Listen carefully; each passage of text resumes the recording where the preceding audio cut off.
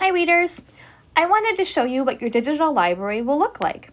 In Seesaw, your teacher will be sending you a digital library that looks something very similar to what you see on your screen.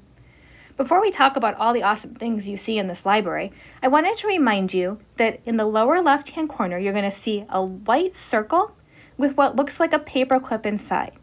You're going to want to double tap on that to make your library a little bigger and easier to work with. You'll notice that there's a black line on top and a black line on bottom. Now let's take a minute to look at this library and think about what you notice. Does anything look familiar to you? Oh yeah, I see some things that look a lot like my classroom library at school. I see an anchor chart in the middle that shows me what strategies I'm working on as a reader. What else do you notice? Oh, that's right, I see lots of book bins. I see picture icons on some of the book bins, and on some of the book bins I see some words too. Okay, so I see mostly book bins, but sometimes I'll see a book all by itself. I wonder what happens if I tap on a book that's all by itself. That book, The Little Red and the Very Hungry Lion, that looks really interesting. What do you think will happen if I tap on it? Let's find out. Oh, cool. I could press play and have this story read aloud to me. Well, that's pretty neat. Okay, so I could listen to that story, and then, how am I going to get back to the library? Anyone have any ideas? Ooh, does anyone spy anything in the upper left-hand corner of the screen? I see the word Seesaw with a little back arrow. I wonder if that would take me back to the library in Seesaw. Let's find out. There's more than one way to get back to the library, but this is one of them. That little seesaw with a back arrow. Oh, look at that! I'm back in my main digital library. Now, I know I always have to have an interest and a purpose in mind for why I'm picking the books that I'm reading. So let's say I really want to learn more about animals. Where do you think I would look?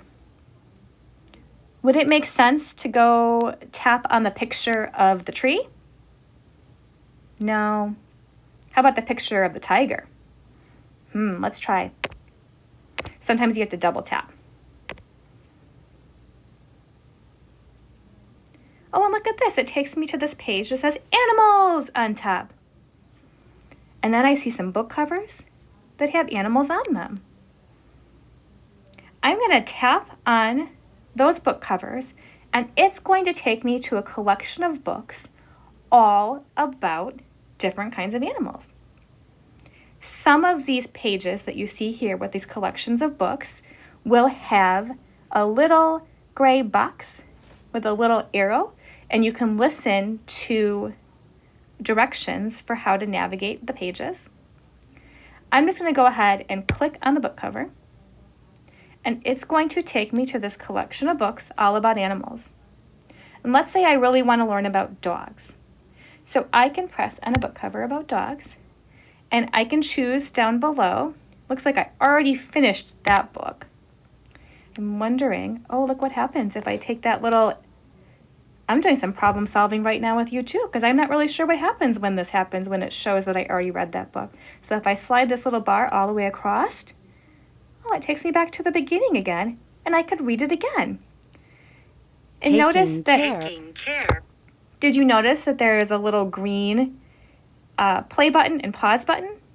I want to try to read this book to myself, so I hit pause so that I can practice reading this book myself.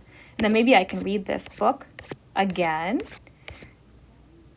And then what do you notice when I get all the way done with the book? What do you notice? Yes, I see a finished book, a green box that says finished book. I could tap on finish book.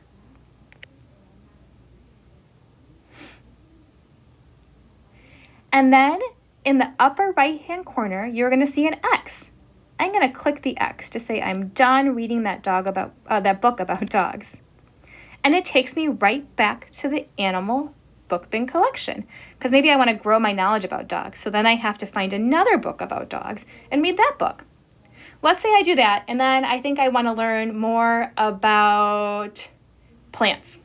So I'm going to double tap the home button. That's the way we can always get back to the Seesaw Library. So remember, there's 2 ways to get back to the Seesaw Library. The first time I showed you how you can look in the upper left-hand corner and you'll see that word Seesaw with a back button. Sometimes that'll pop up.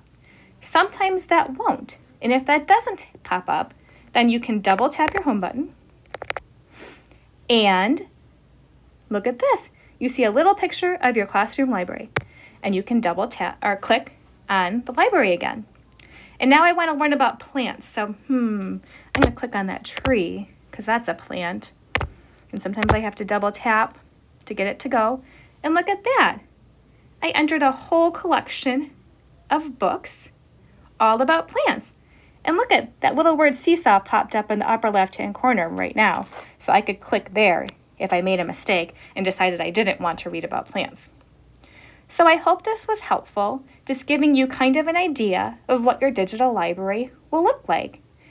We really hope you have a lot of fun reading lots of different kinds of books for different purposes. And remember, it won't just be books. It'll be other digital resources as well. Sometimes you might see poems in your libraries. Sometimes you might see songs or videos. So enjoy, explore, and happy reading.